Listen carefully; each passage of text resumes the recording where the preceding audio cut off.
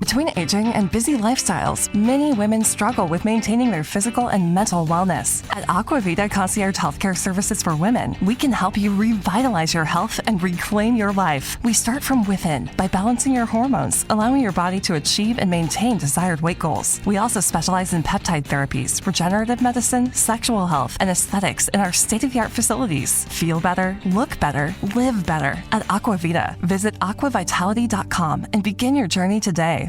Thinking about starting a new fitness or weight loss program? I've got a story you have to hear. I'm Lacey Green, a super trainer with Body.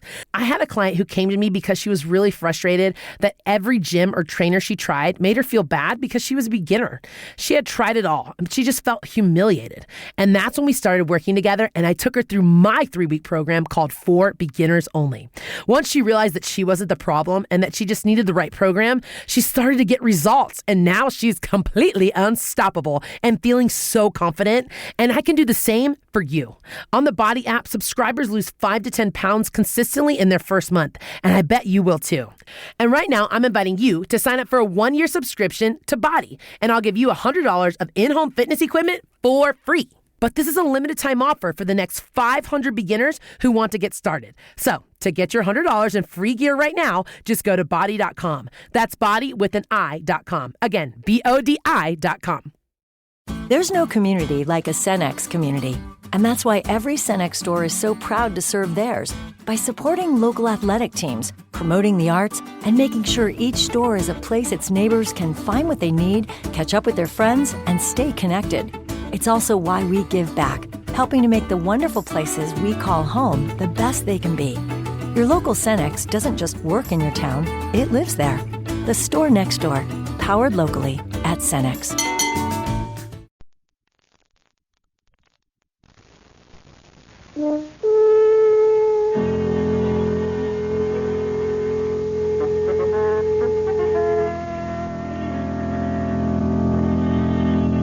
The Adventures of Sherlock Holmes, starring Basil Rathbone and Nigel Bruce.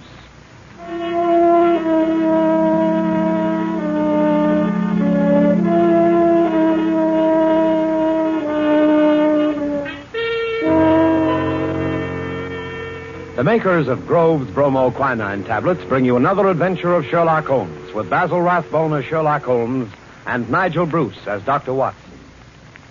A cold is a miserable thing. A cold may become a dangerous thing. Even a so-called light cold can take a serious turn. Be prompt, be decisive in your treatment of a cold. At the very first sign of a cold, take Grove's bromoquinine tablets. Bromoquinine tablets quickly check the symptoms of a cold, quickly relieve the distress of a cold. They give you speedy results, which are very important. Don't monkey around when you can get such a dependable preparation as Grove's bromoquinine tablets. And now, here we are again on our usual visit to Dr. Watson. He's waiting for us in his study, a cheerful blaze crackling on the hearth. I'm very relieved to see you, Mr. Manning. Hasn't the weather been atrocious today? I was beginning to wonder if you'd be able to get here tonight through all this fog. Yes, it certainly is what you Londoners call a regular pea souper. Yes, indeed. It reminds me of the adventure of the missing submarine plans. A case that was solved in the underground. Underground? What you Americans call a subway. Yes, but what has a solution in a subway got to do with a foggy night? Well, you see, the affair started in weather exactly like this. It was the 3rd week in November, the year 1895, to be exact. On Monday, a dense yellow fog had settled down upon London. On Thursday, it was still there, thicker and murkier than ever. At first, Holmes had turned his nervous energy to cross-indexing his huge reference books.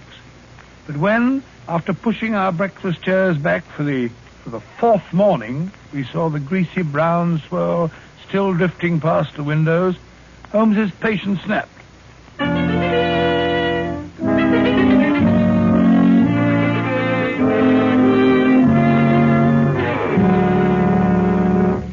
Holmes, if you must pace around in circles, I wish you'd change directions now and then. You're making me dizzy. Bah, it's inexcusable, Watson, inexcusable. No initiative, no imagination. Nothing ever gets done. If you're alluding to the inactivity in this last session of Parliament, my dear Holmes... I'm not speaking of our lawmakers, Watson, but of our lawbreakers.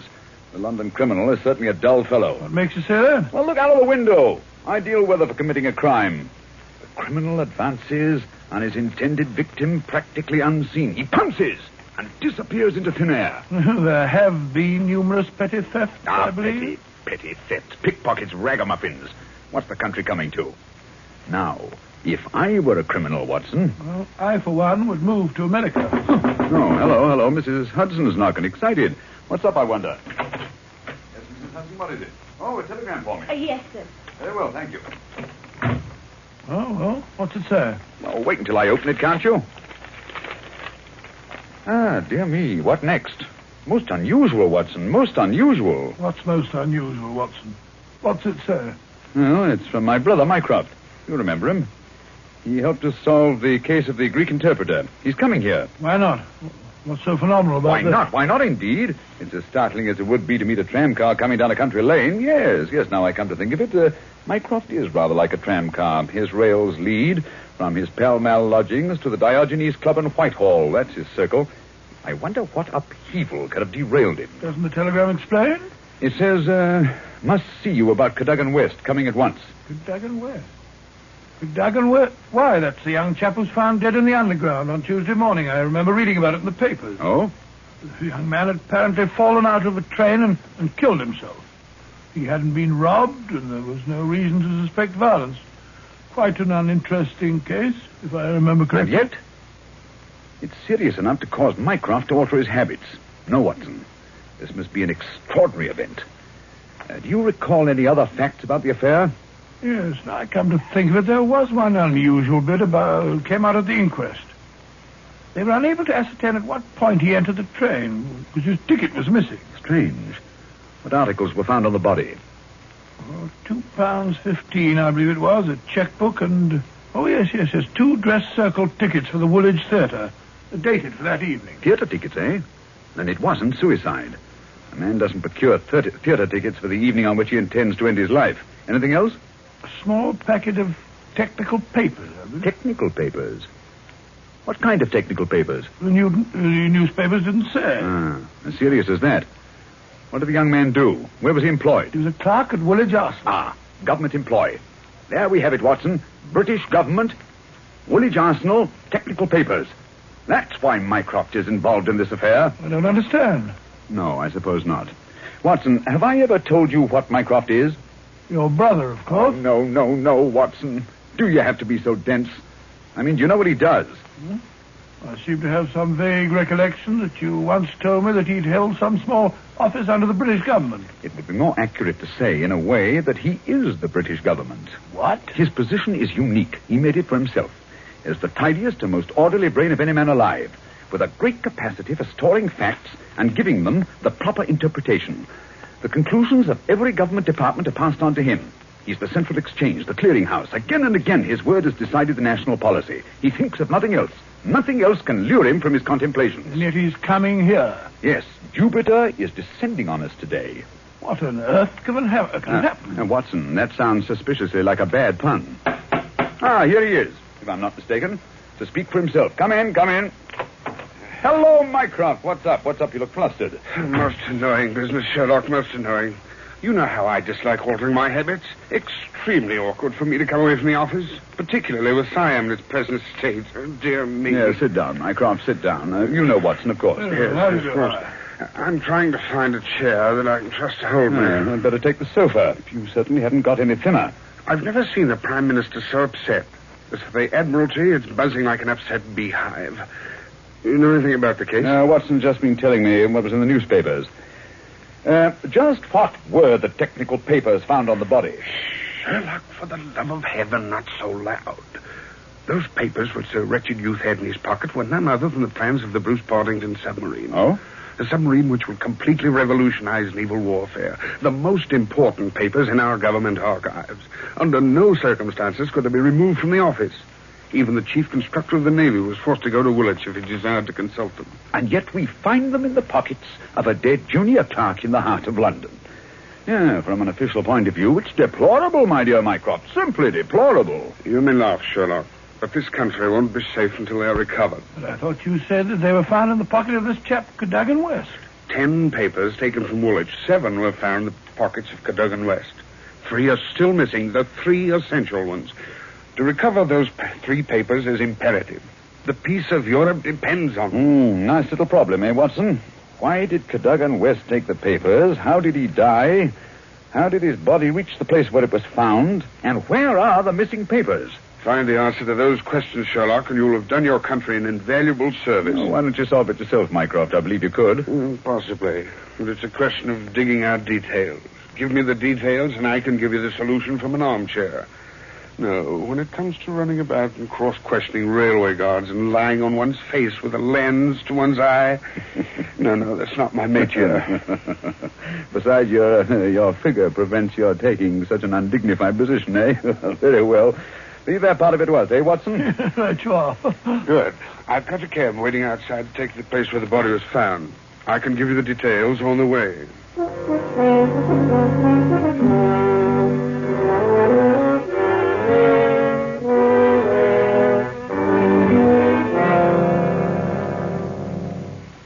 Now, Mycroft, who was the official guardian of these famous papers? No less a personage than Sir James Walter, a gentleman who's grown grey in the service. His patriotism is beyond suspicion. A bachelor, if I'm not mistaken. Lives with his brother. Yes. He was at the house of Admiral Sinclair at Berkeley Square during the whole of the evening when this accident occurred. The Admiral vouches for him. He's one of the two who have the only keys to the safe. And his key was with him all evening? Right. His key, the key to the building, and the key to the room. Who was the man with the other key? The senior clerk, Mr. Sidney Johnson. A man of 40, married, silent, morose, with an excellent service record. Any alibi?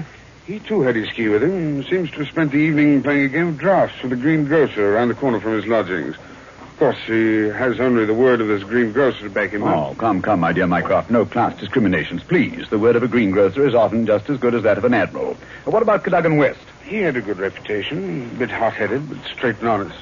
At least, everyone thought so. He was next to Sidney Johnson at the office. His duties brought him into daily personal contact with the plans. No one else ever had the handling of them. Oh, it's perfectly clear. He must have taken... Not so fast, Watson, not so fast. Who locked them up that night? Mr. Sidney Johnson. They were of value, commercially, I mean. Oh, yes. There's no doubt that West could have got several thousands for them very easily. And yet, only a small amount of money was found on the body. Perhaps the buyer took it back after he'd murdered West. What puzzles me is, how did West obtain possession of those papers? To do so, he must have had a false key. Several false keys, Sherlock. He had to open the building and the room as well. Oh, well. Several false keys, then. Let me see. Suppose West did take the papers and went into town. And on the way back to Woolwich, where he is hoping to replace the papers, he's killed and thrown from the train. But the spot where the body was found is considerably past the station for London Bridge, which is the route to Woolwich. It's interesting. Also, if young West did make an appointment with some foreign agent to sell the papers that night, why didn't he keep the evening clear? Why buy 2 theater tickets? Exactly. Furthermore, he actually escorted his fiancée halfway there before he disappeared. A blind. That's what it looks like to me. Why did he take the papers at all? Why not copy them out in the office and sell the copies? He certainly had plenty of opportunity to do so. And why the absence of his underground ticket? Perhaps the ticket would have shown us which station was near the agent's house. So the murderer destroyed it. Good, Watson. Very good. And yet, I wonder. Well, here's the underground station. The railway authorities have sent a man round to show the exact place where the body was found. You won't change your mind and come with us? Go crawling round that black hole on my hands and knees. Not very likely. Well, I shall expect a report on your efforts this evening. Never expect too much, Mycroft. Never expect too much.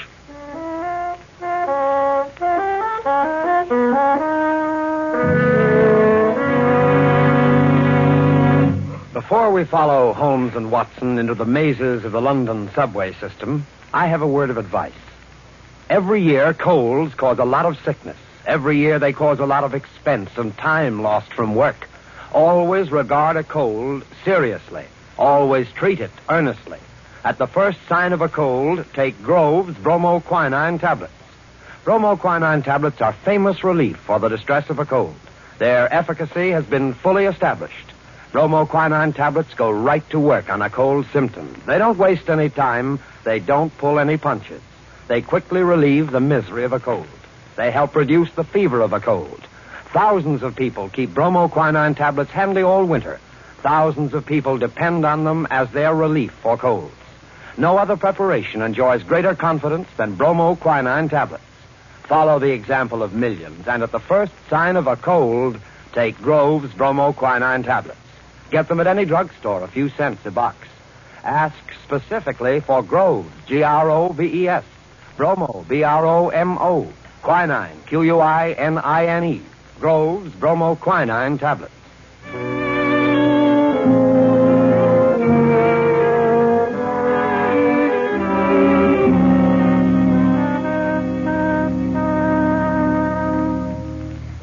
This way, sir. Step right along the tracks. But it isn't safe. Supposing a train should come shooting round that curve. Oh, that's all right, sir. There won't be another for 5 minutes anyway. Here we are, sir. This is where they found the body. Right here alongside the rails. Lying on its face it was. Spooky old place, eh, Holmes? Like the catacombs, only without the skeletons. Yeah. Anything in his hands when they found him? No, sir. Were they clenched? Or spread out as if he were protecting himself? No, sir. They was what you might call relaxed. Ah. What time did all this happen? Well, sir, the train he was hoisted out of, as near as we can figure, passed along here about midnight on Monday. All the carriages have been examined for signs of violence, I suppose. They didn't find nothing, not even the missing ticket. There was a passenger to Aldgate on the ordinary train. About 11:40 it was. He said he'd heard a heavy thud, like something striking the line, just before the train reached this station. But it was so foggy, he said he was blessed if he could see what it was. Holmes, what's the matter? What are you staring at? The curve, Watson. What Curve of it? of the rails. What of it? What do you mean? I suppose there aren't many curves as abrupt as this. No, sir, I can't say as there is. What have curves got to do with it? Oh, an indication, Watson. Merely an indication. Unique. Perfectly unique. And yet, why not? I don't see any indications of bleeding on the line. No, sir, there wasn't any to speak of. But I understand there was a considerable wound. The bone was crashed right enough. Holmes, you hear that? It's a train. It's coming this way. Run, sir. Run for your life. Yes, but where? Up ahead. There's a place where the train switches off. Run, Watson, run. It's just around the curve. We'll never make it. Yes, we will. Faster, faster. There's the switch up ahead. Come on. Here comes the train now. We'll make it. Ah, Justin. Watson, for the love of heaven. You're on the wrong track.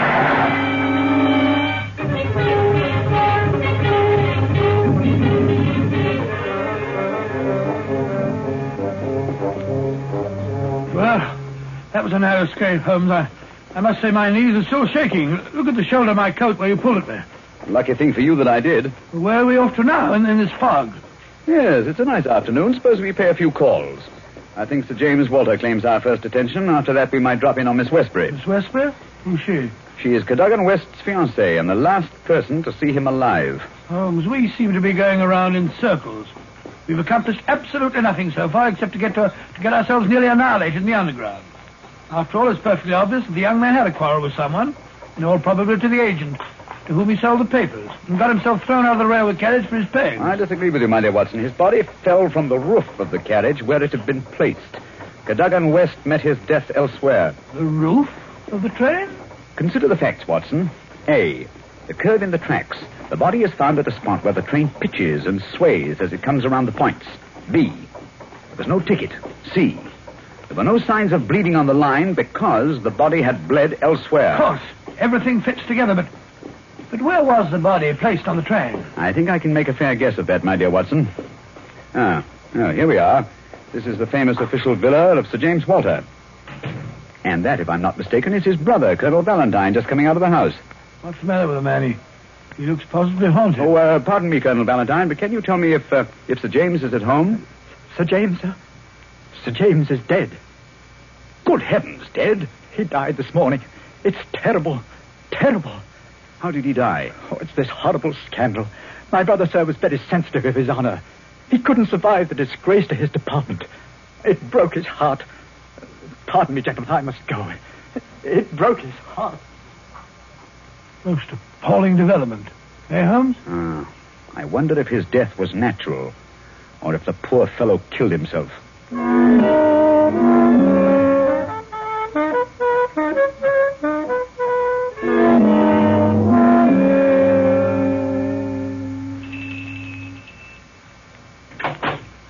Yes?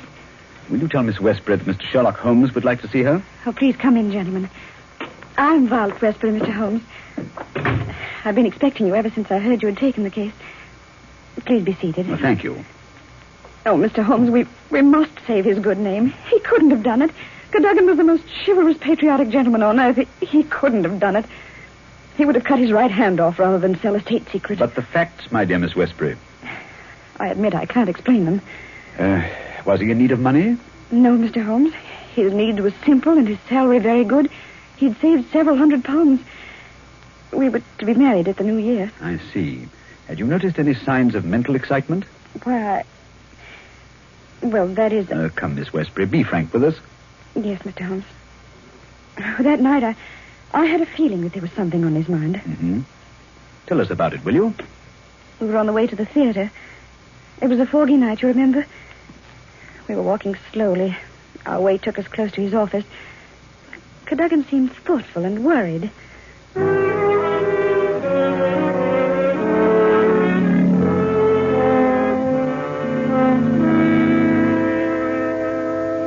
Darling, what's the matter? You haven't said a word for the last 5 minutes. Have I said or done something? Of course not, silly. It's just that I've got something on my mind. Well, why not tell me about it? Perhaps I can help. It's no use, Vi. It's too serious for me to talk about, even to you. You know, sometimes, Caddy, I feel just the least little bit jealous of that old job of yours when you're cooped up in that building all day. Oh, now you're not going to be jealous of a building. Well, not really. But it is funny to think of a husband having secrets he can't tell his wife. Mighty important secrets, I can promise you. There's one in particular that any foreign spy would pay good money to get hold of. How thrilling. Well, I don't know. They're awfully slack about some things over there in that building, Violet. What's too slack? It would be too confounded easy for a traitor to get his hands on those plans. What plans? Never mind, darling. I guess I'm getting a bit melodramatic. But there's something been worrying me. Hello, what's that? What's what? Over there, that shadow moving along the side of the building. It's a man. So that's it. I always suspected... Oh, what's the matter? You're so excited. What's wrong? Stay here, Violet. There's something I have to find out. Stay here.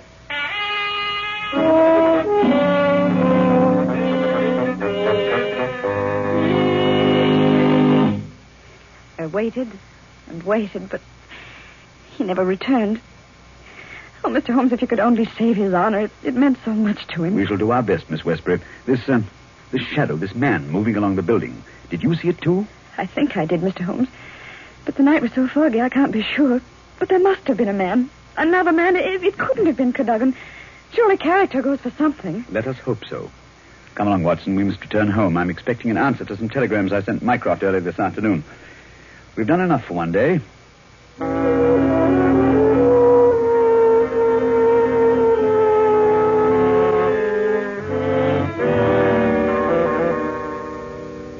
Holmes, where have you been all day? You left this morning before I was up. Now you've come home with your towel awry, your suit torn, and as ravenous as a wolf. Yes, I've had a bit of exercise, my dear Watson. Pass me the tongue, will you? It would have done you good to go along. Yes, what were you doing? Investigating the premises inhabited by foreign spies known to have been in London on last Monday. Mycroft sent me a list of them. Took a bit of doing, too. Climbing walls, breaking into cellars, prowling around rooftops. Well? I discovered there was only one residence which had the proper facilities for disposing of West's body after the murder. Well, whose residence was that? It belongs to a Hugo Oberstein. The address is 13 Caulfield Gardens, Kensington. The gentleman himself has departed for Europe. Gone, has he? And he took the plans with him. It's too late. Not necessarily, Watson. What can we do now? We're going to keep a rendezvous with the gentleman who stole and sold those plans. The assignation will take place at Mr. Oberstein's house this evening at 9. What the deuce are you talking about? These newspaper clippings. I found them in the drawer of Hugo Oberstein's desk. Read them. The Daily Telegraph agony column. The first one says, too complex for description, must have full report, terms agreed to, payable when goods delivered. Signed, Piero. Piero, indeed. Sounds like a Mardi Gras. Read on, Watson, read on. Second goes, matter presses, must withdraw offer unless contract completed. Piero again. And the last, dated Monday, the day the crime was committed. Monday night after 9, 2 taps, payment in hard cash. I say, do you think it was a submarine that the plans that he was buying? I'm almost positive. And Piero was Oberstein himself. But we'll find out for certain this evening. I've invited the gentleman who sold the papers to meet us. How? I don't understand. I inserted this advertisement in today's Daily Telegraph. Tonight, same hour, same place, 2 taps, vitally important. Your own safety at stake. Signed, Piero, as usual. By George, if he answers that, we've got him. Unless we're too late. Come along, Watson. There's no time to lose. You can take this package for a change. I've been carrying it around all day. What's in it? Oh, just a jemmy, a dark lantern, a chisel, and a revolver. Nice equipment for a respectable citizen to be carrying about the streets of London, I must say. Yeah, you know, Watson, there are times when I suspect we aren't quite respectable.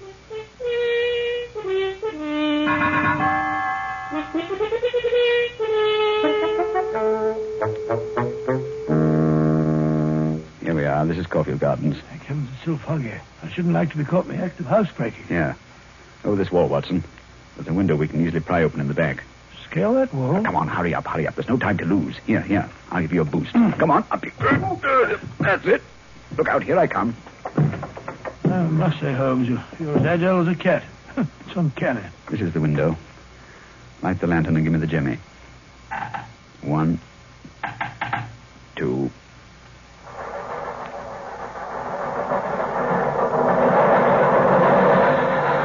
Holmes, the underground runs right past here, almost on the level of these windows. I could have reached out and touched it. Yes, quite convenient, wasn't it? It was here the body was placed on the roof of the train.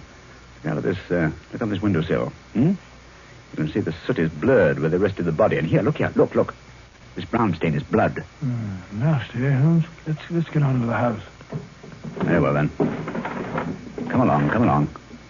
The window's open. Easy, don't break the glass. Supposing Overstein should happen to return home. Well, we must take our chances in this business. Come along, Watson, come along. Our visitor will expect to be let in by the front door. I wish these stairs didn't squeak so. 9 o'clock. We can expect him at any moment now. You take your position on one side of the door. I'll be on the other. So we can pounce on him when he enters. I'll throw my greatcoat over his head. I wish he'd hurry. Shh, Watson. What if he doesn't come? There he is. Ready now.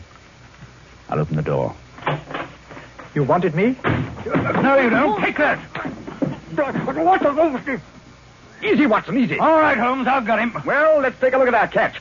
Take the overcoat away, Watson. Right. Hi. It's Colonel Valentine Walter, Sir James's brother. Quite. Well, sir, what have you to say for yourself? Why did you steal the Bruce-Partington plans? Who are you? What do you know about this? I am Sherlock Holmes, and I know everything. Oh, this is terrible. I'm lost. I didn't realize their importance until my brother killed himself. But I needed the money. I had to have it. Overstein offered to give it to me if I'd let him see the plans. So you took an impression of your brother's key, opened the safe, and procured the papers. Cadogan West saw you leaving the building, followed you here, and you killed him. No, I didn't do that. I swear I didn't do it. No? Then perhaps you'd better tell us who did murder Cadogan West and placed him on the roof of the railway carriage. I'll tell you. I promise you I will. I did the rest. I confess it, but not that. Very well, then.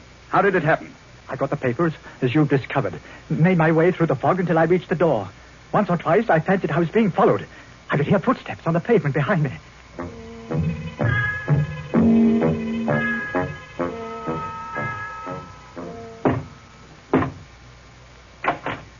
Colonel Walter? Yes? You have the papers? Yes. Let me in, quick. I think someone's been following me. Yes, it's me.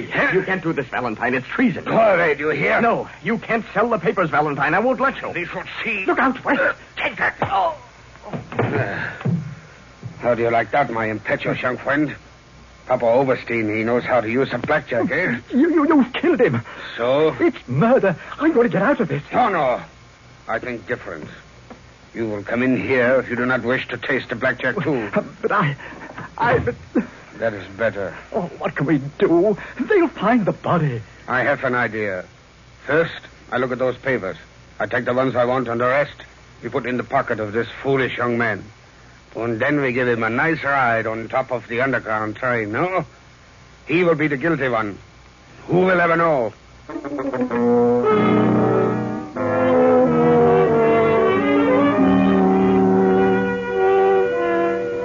What a thoroughly unpleasant gentleman. What a pity that he got away with the papers, Dr. Watson. Oh, but he didn't.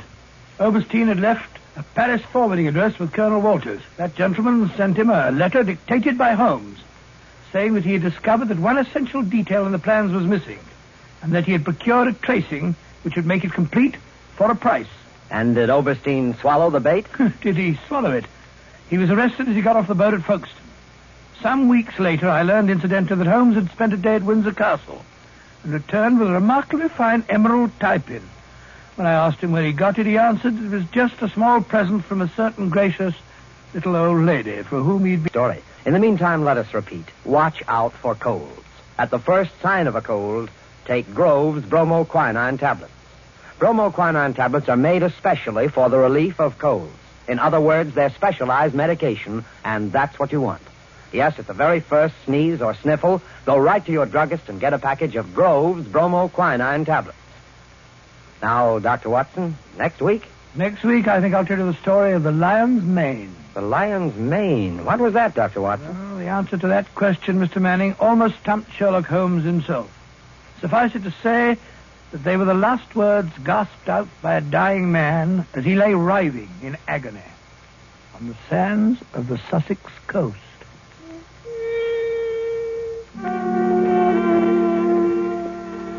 You have been listening to a Sherlock Holmes adventure, adapted from Sir Arthur Conan Doyle's story, The Bruce-Partington Plans, with Basil Rathbone as Sherlock Holmes and Nigel Bruce as Dr. Watson.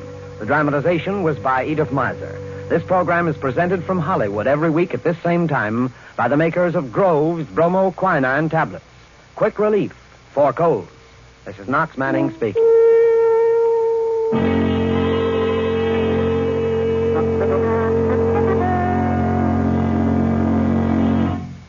This is the National Broadcasting Company. Okay, round two. Name something that's not boring. A laundry? Ooh, a book club. Computer solitaire, huh? Ah, sorry, we were looking for Chumba Casino. That's right, ChumbaCasino.com has over 100 casino-style games. Join today and play for free for your chance to redeem some serious prizes. ChumbaCasino.com. No purchase necessary. Void where prohibited by law. 18+ terms and conditions apply. See website for details. It is Ryan here, and I have a question for you. What do you do when you win? Like, are you a fist pumper, a woohooer, a hand clapper, a high fiver? I kind of like the high five, but if you want to hone in on those winning moves, check out Chumba Casino. At ChumbaCasino.com, choose from hundreds of social casino-style games for your chance to redeem serious cash prizes. There are new game releases weekly, plus free daily bonuses, so don't wait. Start having the most fun ever at ChumbaCasino.com. No purchase necessary. VGW Group. Void where prohibited by law. See terms and conditions. 18+.